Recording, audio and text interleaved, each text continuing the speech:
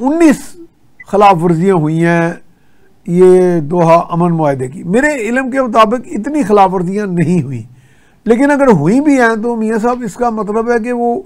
मुआहदे के अंदर कुछ वीकनेस है या ये हिंदुस्तान की शरारत है कि जो इस बात को चाह रहा है कि ये सबोताज हो जाए मुआहदा। जनाब बिस्मिल्लाहिर्रहमानिर्रहीम। ये सर सबसे पहले तो अभी के प्रोग्राम में यहाँ बैठ के आपको याद होगा मैंने एक मर्तबा ये बात की थी कि इसी मुआहदे की कुछ जो शिक्के हैं उसके अंदर ये बात कहीं वाजे नहीं थी कि अगर कोई खिलाफ वर्जी करता है तो उसके लिए क्या उसका है। आप देखिए कि बाकी सारी चीजें हैं इसमें इस पे कोई इतना जोर नहीं दिया गया क्योंकि ये बहुत अहम बात थी और अहम शिक थी, लेकिन चूंकि हालात ऐसे थे उस वक्त आपके सामने है कि ना खुराक और ना कोई ऐसी चीज वहां थी, ना मेडिसिन थी, जिस तरह के हालात बनते जा रहे थे। और दूसरी तरफ भी मैं नहीं समझता कि उन्होंने कोई इस बात इसकी वजह से मान लिया हो या हमारा कोई प्रेशर था। असल प्रेशर तो था वो पूरी यूरोपियन अवाम का, पूरी जो है यूके अमेरिका के जो उधर के पूरी दुनिया के जो लोग हैं उन्होंने इंसानियत को सामने रखते हुए और फिर वो जो एक लोगों ने सफर करके एक पूरे 44 मुल्कों से जो वहां पे गए उन लोगों के एहतजाज की वजह से मैं समझता हूँ कि ये मुआहदा जिस तरह से भी हुआ जो भी हुआ जरूर हो गया। चलें आप गजा के बारे में कह रहे हैं, आगे फिर हम अफगानिस्तान पे भी आ जाएंगे ना। जी अच्छा अभी आपने अफगानिस्तान का जी लेकिन बहरहाल ये भी एक अहम मौजू है, आप करें बात, बाद में हम अफगानिस्तान पे आ जाएंगे। तो वहां पे मैं समझता हूँ कि वो जो है उसके बाद आप देखेंगे काफी सारी शहादतें उसके बाद भी हुई हैं, लेकिन हाँ जी चले उसमें अब ये है कि कम से कम उनको कुछ सांस लेने की या कुछ खुराक का जो मामला हल हुए हैं। और सबसे बढ़ के बात यह है कि फलस्तीन का जो है ना वो इतनी दुनिया का जो है वो तस्लीम करना उसके सामने इतनी बड़ी ताकत का, और उसके बाद नेतन्याहू जो नहीं मानने को तैयार था उन्होंने इस बात को माना। अब आ जाए अगर आप अफगानिस्तान की बात करते हैं, देखिए वो जो ड्यूरेंट लाइन है उसका एक बड़ा अहम मसला है कि हमें तो ये विरसे में मिला है, हम लोग यही बात कर रहे हैं और इंटरनेशनली भी बात यही है कि जो दुनिया का एक निजाम है उसके मुताबिक वो लाइन जो है वो इनके उस वक्त के जो बादशाह थे, अमीर थे उनके और जो उस वक्त की बरतानिया की हुकूमत थी उनके दरमियान एक मुआहदा तय पाया और ये लाइन जो है ना वो, और उसके बाद मैं सुना कि वो तहरीरी मुआहदा है, तहरीरी जी तहरीरी, बल्कि 1921 में इन्होंने दोबारा उसको फिर दोबारा भी उसको जो है ना इन्होंने उसको माना है, ये नहीं है कि नहीं माना। जी ठीक है। उसके बाद 1947 के बाद क्योंकि हमारा एक पता है आपको सकाफती मजहबी एक बहुत ज्यादा और एक बहुत ज्यादा हमारे भाईचारा है, एक ही तरह लोग हैं और वो असल में वो एक सियासी उनकी बात जरूर बनती है, वो सियासत वहां चमकाते हैं अपनी इस बात पे कि हमारा कल्चर एक है, हम एक लोग हैं। बाकी अगर आप इसको इंटरनेशनली कवानीन के मुताबिक देखें तो उनका हक नहीं है, और वो बिल्कुल जो हमने वहां पे बाढ़ लगाई है वो हमारा हक है। और उसको वहां तो आप देखें 1947 में जब ये यूएनओ में गए हैं, अफगानिस्तान गया और इन्होंने तो पाकिस्तान को तस्लीम करने की भी वहां जो दरख्वास्त है वो भी दी है, आपके इल्म में होगा। जी ठीक है, यानी यही मुल्क था जिसने हमें तस्लीम नहीं किया, जबकि हमने बहुत मोहब्बत निभाई इनसे। हाँ जी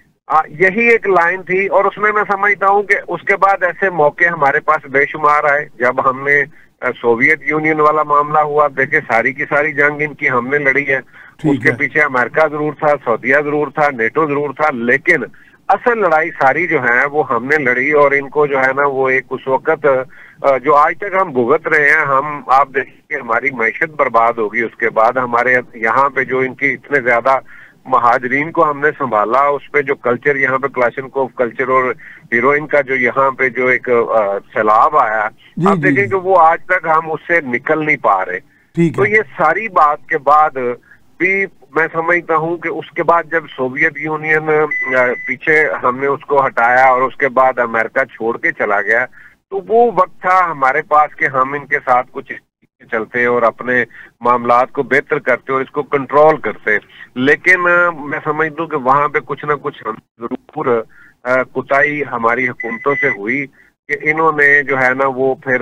दूसरी तरफ देखना शुरू किया। तब तक भी बात मियां साहब ठीक थी, लेकिन जब दोबारा 9/11 के बाद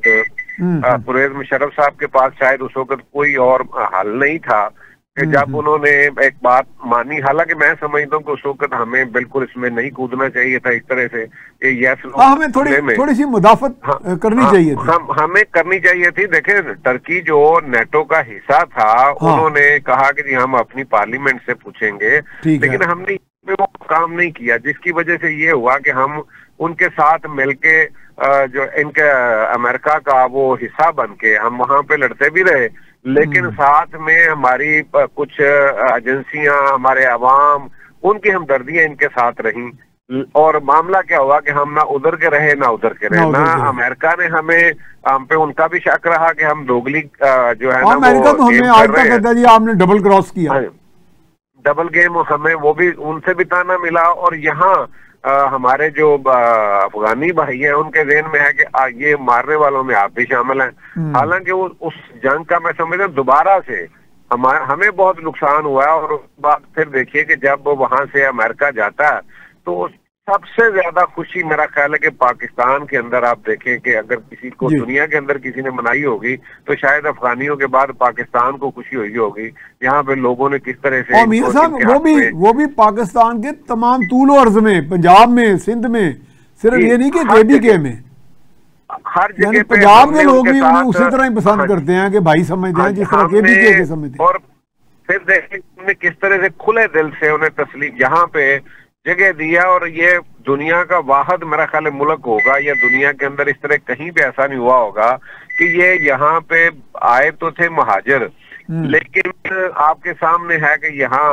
वो जायदादें भी खरीदी हैं, उनके शनाख्ती कार्ड भी हैं, दुनिया के अंदर वो ट्रैवल पाकिस्तानी पासपोर्ट से कर रहे हैं। तो इससे ज्यादा और क्या हो सकता है कि उनके साथ हमने एक जो हमारा बरादर इस्लामी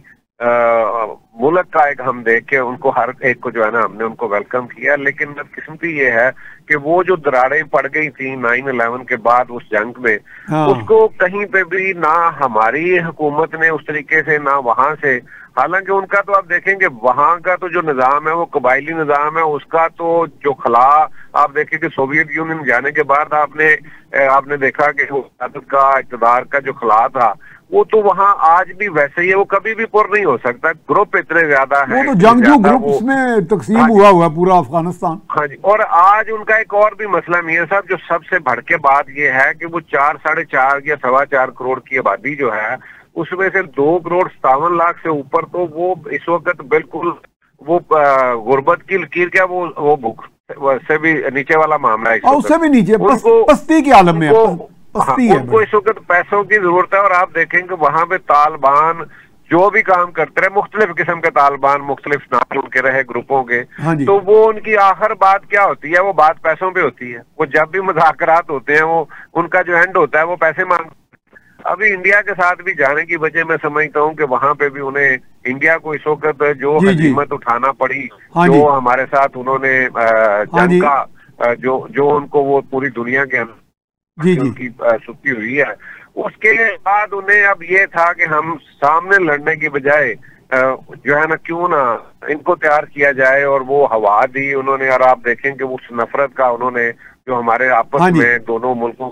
दरमियान एक बनती जा रही है, उसका उन्होंने पूरा फायदा उठाया, उनको पैसे दिए हैं और पैसे दे के वो हम पे यहाँ जो अब आम आदमियों पे, आम आवाम पे, मदरसों में, मस्जिदों में, स्कूलों पे वो जिस तरह के हमले करते हैं या जो हमारी चौकियों पे जिस तरीके से वो वार कर रहे हैं,